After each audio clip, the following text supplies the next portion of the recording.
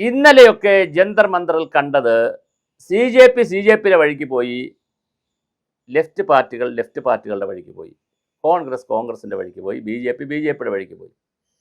ബി.ജെ.പിയുടെ നേതാക്കളായിട്ടുള്ള നരേന്ദ്രമോദിയും അമിത്ഷായും പാർലമെൻറ്റിൽ പോലും വരാതെ രാത്രിയൊക്കെ ഇരുന്ന് എന്തോ ഹോംവർക്ക് ചെയ്യുന്നുണ്ട്, എന്തോ കുക്ക് ചെയ്യുന്നുണ്ട്. എന്താണ് നമുക്കറിയില്ല. ബിരിയാണിയാണോ, കല്യാണി ബിരിയാണിയാണോ എന്നറിയില്ല.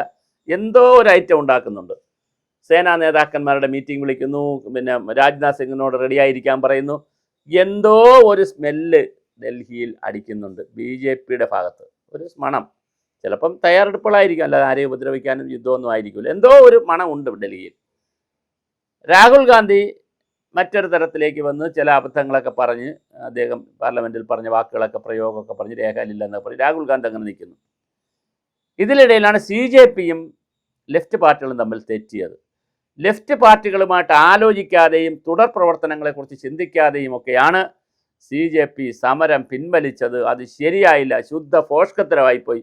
അവർക്കാവശ്യമായ എല്ലാ സപ്പോർട്ടും കൊടുത്തത് SFIയും AISFും DYFIയും AYFും ഒക്കെയാണ്. ഇടത് പാർട്ടികളായിട്ടുള്ള ഒരു 4-5 ഇടത് പാർട്ടികളും പിന്നെ അർബൻ നക്സലൈറ്റുകളുടെ സംഘടനയടക്കമുള്ള ഇടതുപക്ഷ തീവ്രവാദ മിതവാദ സംഘടനകളാണ്, അതിൻ്റെ യുവജന വിദ്യാർത്ഥി സംഘടനകളാണ് എല്ലാ സഹായവും ചെയ്തു കൊടുത്തത്.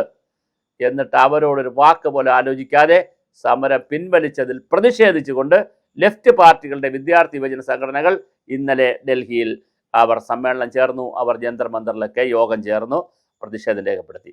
അപ്പോൾ ഇത് ഒരാൾക്കൂട്ടമായിരിക്കുമെന്ന് ഞങ്ങൾ നേരത്തെ പറഞ്ഞു. പക്ഷേ ആൾക്കൂട്ടമാണെന്ന് പറയുമ്പോഴും സി.ജെ.പി എന്ന് പറയുന്ന സംവിധാനം, ഒരു പ്ലാറ്റ്ഫോം, മറ്റു ചില കാര്യങ്ങൾക്ക് അവർ കോപ്പ് കൂട്ടുന്നു. എല്ലാവരും രാജ്യത്ത് കോപ്പ് കൂട്ടുകയാണ്. എല്ലാവരുടെ ലക്ഷ്യം UP തിരഞ്ഞെടുപ്പ്, പഞ്ചാബ് തിരഞ്ഞെടുപ്പ്, ഗുജറാത്ത് തിരഞ്ഞെടുപ്പ്, ഗോവ തിരഞ്ഞെടുപ്പ്, പിന്നെ ഹിമാചൽ പ്രദേശിൻ്റെ തിരഞ്ഞെടുപ്പ്, ഇങ്ങനെ തുടങ്ങിയിട്ടുള്ള വരാനിരിക്കുന്ന മണിപ്പൂർ തിരഞ്ഞെടുപ്പ്, 7-8 സംസ്ഥാനങ്ങളുടെ തിരഞ്ഞെടുപ്പുമായി ബന്ധപ്പെടുത്തിയിട്ടുള്ള കോപ്പ് കൂട്ടലാണ് രാജ്യത്ത് നടക്കുന്നത്. സി.ജെ.പിയെ സംബന്ധിച്ചിടത്തോളം അവർ കർഷക സമരത്തിന് കൈകൊടുക്കുകയാണ്. ഓണം കഴിഞ്ഞാൽ വലിയ കർഷക സമരമാണ് പ്ലാൻ ചെയ്യുന്നത് കർഷകർ. ആ സമരത്തിനും സി.ജെ.പി കൈകൊടുക്കുന്നു. അതിൻ്റെ സോഷ്യൽ മീഡിയ കാര്യങ്ങളും മറ്റുമെല്ലാം കൈകാര്യം ചെയ്യാൻ വേണ്ടി സി.ജെ.പി തയ്യാറെടുക്കുകയാണ്. അപ്പോൾ വളരെ വലിയ തോതിലാണ് ഡൽഹിയിൽ ഒരു വശത്ത് ബി.ജെ.പി അവരുടേതായ തരത്തിൽ തയ്യാറെടുക്കുന്നു, ഭരണത്തെ കൂടി പ്രയോജനപ്പെടുത്തിക്കൊണ്ട് രാജ്യത്തെ ഒന്നിച്ചു നിർത്തുന്നത് എങ്ങനെയെന്ന്. കാരണം നമ്മൾ ഒന്നിച്ചു നിൽക്കുന്ന അപൂർവ സംഭവങ്ങളേ ഉള്ളൂ. ക്രിക്കറ്റ് കളിയിൽ നമ്മൾ ഒന്നിച്ചു നിൽക്കും, ഫുട്ബോൾ നമ്മൾ കാണാനായിട്ട് ഒന്നിച്ചിരിക്കും, കളിക്കാനില്ലല്ലോ. അതേസമയം ക്രിക്കറ്റിലാകുമ്പോൾ കളിക്കാനുണ്ട്, കളിയിൽ നമ്മൾ ഒന്നിച്ചിരിക്കും. പ്രത്യേകിച്ച് പാകിസ്ഥാനാണ് എതിർവശത്ത് നിൽക്കുന്നതെങ്കിൽ നമ്മൾ വല്ലാതിരിക്കും, വല്ല ആവേശപ്പെട്ടിരിക്കും. പിന്നെ യുദ്ധസമയത്ത് നമ്മൾ സകലതും മറന്ന് ഒന്നിച്ചിരിക്കും, അതിർത്തി തർക്കം വരുമ്പോൾ ഒന്നിച്ചിരിക്കും. ഇങ്ങനെ എന്തെങ്കിലുമൊക്കെ കാര്യങ്ങൾ വരുമ്പോഴാണ് നമ്മളിങ്ങനെ പോകുന്നത്. അപ്പോൾ അല്ലാതെ നമ്മൾ നല്ല കാര്യങ്ങൾക്കൊന്നും ഒന്നിക്കുന്നൊരു സമൂഹമല്ല ഭാരതത്തിൽ, ഇന്ത്യയിൽ ആരും തന്നെ. എന്തായാലും വളരെ വലിയ തർക്കമാണ് നടന്നുകൊണ്ടിരിക്കുന്നത്. ഡൽഹിയിൽ ഇടത് പാർട്ടിയും സി.ജെ.പിയും തമ്മിൽ തർക്കം നടക്കുന്നു. ആ തക്കം നോക്കി, ആ തക്കം പാത്തുകൊണ്ട് 4 മില്യൺ ആളുകളുടെ ഫോളോവേഴ്സിൻ്റെ കൂടി ബലത്തിൽ മോദി വീണ്ടും 1-ാം സ്ഥാനത്ത് എത്തുന്നു. മാത്രമല്ല രാത്രികൾ പകലാക്കി ഡൽഹിയിൽ മോദി അമിത്ഷായും ഒന്നിച്ചിരിക്കുന്നു. അതിൻ്റെ പരിണിത ഫലമായി ഇനി എന്താണ് ഡൽഹിയിൽ കുക്ക് ചെയ്യുന്നതെന്ന് അറിയാൻ വയ്യ. അത് അടുത്ത ദിവസങ്ങളിൽ നമുക്ക് മനസ്സിലാകും. എന്തോ കാര്യങ്ങൾ ഇന്ദ്രപ്രസ്ഥത്തിൽ മണക്കുന്നുണ്ട്. നാറുന്നു എന്ന് പറയാൻ പറ്റത്തില്ല, കാരണം അങ്ങനെയുള്ളൊരു വിഷയമല്ല.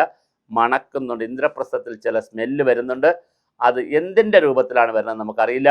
ചിലപ്പോൾ പാർലമെൻറ്റിൽ വരുന്ന ബില്ലുകളുടെ രൂപത്തിലാണോ, അതോ അതിർത്തി സ്ഥലങ്ങളുമായിട്ടുള്ള സംഘർഷത്തിൻ്റെ രൂപത്തിലാണോ, അതോ ഇനി പാക് അധീന കാശ്മീർ പിടിച്ചെടുക്കുന്നതിൻ്റെ രൂപത്തിലാണോ, ചൈനയുമായുള്ള തർക്കത്തിൻ്റെ രൂപത്തിലാണോ, പാകിസ്ഥാനുമായിട്ടുള്ള തർക്കത്തിൻ്റെ രൂപത്തിലാണോ, സിന്ധു നദീജല കരാറുമായി ബന്ധപ്പെട്ടതിൻ്റെ രൂപത്തിലാണോ, എന്തിൻ്റെ രൂപത്തിലാണ് ഇന്ത്യയിൽ അടുത്ത ഓപ്പറേഷൻ ഒളിമ്പ്യാഡ് നടക്കണമെന്ന് നമുക്കറിയില്ല.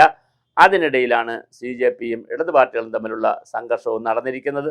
എന്തായാലും രാഷ്ട്രീയ രംഗം കലുഷിതമാവുക എന്ന് തന്നെയാണ് കോർപ്പറേറ്റുകളും എതിരാളികളും വിശ്വസിക്കുന്നത്. അതുതന്നെയാണ് രാജ്യത്ത് നടന്നുകൊണ്ടിരിക്കുന്നത്. കൃത്യമായ രാഷ്ട്രീയ പാർട്ടികൾ വലിയ അങ്കലാപ്പിലാണ്, എന്ത് ചെയ്യണമെന്നറിയാതെ.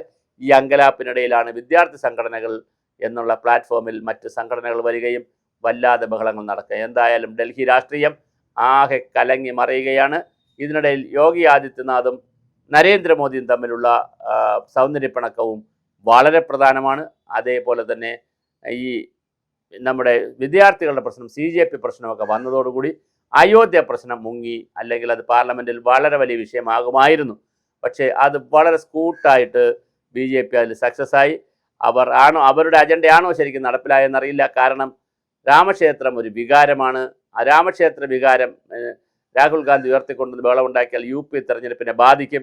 അതുകൊണ്ട് തന്നെ രാമക്ഷേത്രത്തിനെ വിട്ടുപിടിക്കാൻ വേണ്ടി ബോധപൂർവം വിദ്യാർത്ഥി സമരത്തിന് ആവശ്യമായ സപ്പോർട്ടെല്ലാം ചെയ്തു കൊടുത്തുന്നത് അകത്തുനിന്നാണോ എന്നൊരു ചോദ്യവുമുണ്ട്. എന്തായാലും അകത്തുനിന്നായാലും പുറത്തുനിന്നായാലും രോഗി ഇച്ഛിച്ചതും വൈദ്യം കൽപ്പിച്ചതും പാൽ എന്ന് പറയുന്ന പോലെ മോദിക്ക് ശുഭകാലമാണ്. കാരണം ഈ അകത്തായാലും പുറത്തായാലും ഉത്തർപ്രദേശിലായാലും പാർലമെൻറ്റിനകത്തായാലും രാജ്യസഭയിലായാലും ലോകസഭയിലായാലും രാമക്ഷേത്ര വിഷയം അങ്ങ് മുങ്ങി.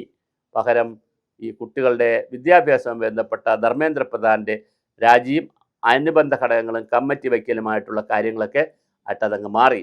ഇതിനിടയ്ക്ക് മൂത്രത്തിന് അനുകൂലമായി, യൂറിന് അനുകൂലമായി വർത്തമാനം പറഞ്ഞ IIT-യിലെ ഒരു പ്രൊഫസറെ കൂടി കമ്മിറ്റിയിൽ വച്ചതുകൊണ്ട് ഇതൊരു മൂത്ര കമ്മിറ്റിയാണോ എന്നുള്ള ഒരു ചോദ്യവും പ്രിയങ്ക ഗാന്ധി ചോദിച്ചു. പ്രിയങ്ക ഗാന്ധി ചോദിക്കുമ്പോൾ അതിനൊരു വലിയ അർത്ഥമുണ്ട്. മൂത്ര വിദഗ്ധനാണോ ഈ വിദ്യാഭ്യാസ വിദഗ്ധനായി വരേണ്ടതെന്നൊരു ചോദ്യവും പാർലമെൻറ്റിൽ ചോദിച്ചിട്ടുണ്ട്. അപ്പോൾ അതുകൊണ്ട് ഇതൊരു മൂത്ര കമ്മിറ്റിയാണോ എന്ന് ചോദിക്കുന്നു. വേറെ ചിലർ പറയുന്നത് ചാണക കമ്മിറ്റിയാണെന്ന് പറയുന്നു. എന്തായാലും ചാണകമായാലും മൂത്രമായാലും കമ്മിറ്റി വെച്ചു എന്നുള്ളതാണ് പ്രധാനം. എല്ലാ റിപ്പോർട്ടുകളും വരട്ടെ. രാജ്യത്ത് വളരെ വലിയ കാര്യങ്ങൾ മാറ്റമുണ്ടാകും നമുക്ക് കരുതാം. അപ്പോഴും ജന്തർ മന്തർ കാത്തിരിക്കുന്നു, വീണ്ടും രാംലീല മൈതാനവും കാത്തിരിക്കുന്നു. സമരങ്ങൾക്കും വേലിയേറ്റങ്ങൾക്കും പ്രക്ഷോഭങ്ങൾക്കും പോരാട്ടങ്ങൾക്കുമായി മക്കളെ വരൂ, എല്ലാവരും വരിക വരിക സഹചരെ. സഹന സമര സമയമായി പോരുവിൻ സഖാക്കളെ ചേരുകി പ്രവാഹത്തിൽ.